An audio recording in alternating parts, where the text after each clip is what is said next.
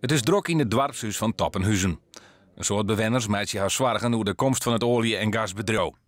Het dorpsbelang is zien de gasborings en willen een saneemde nulmeting. Die nulmeting wil vermiljen, zoals ze nou op Vaweerden wil uitvieren. Maar plaatselijk belang is net uitzoeken. Ja, wat je daaruit ziet, maar dat kan natuurlijk ook weer een slim speeltje zijn. Want omdat er het heel snel achter ons zei van, nou, wij willen dat wel heel graag. En wij willen heel graag mooi werken om mij te denken om nulmeting. Wel heel mooi, maar daar kan je alle kanten op. Daar kan je zelf uitvegen.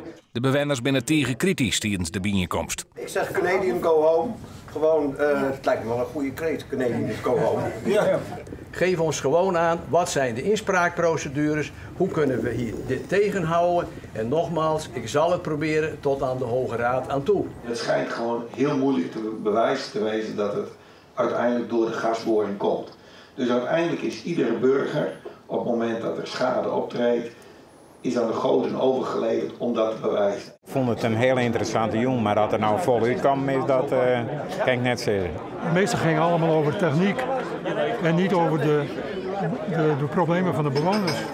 Als je huis echt in waarde daalt, dan willen zij er niet voor instaan. Zij willen komen hier voornamelijk om te verdienen, geld weg te schuiven.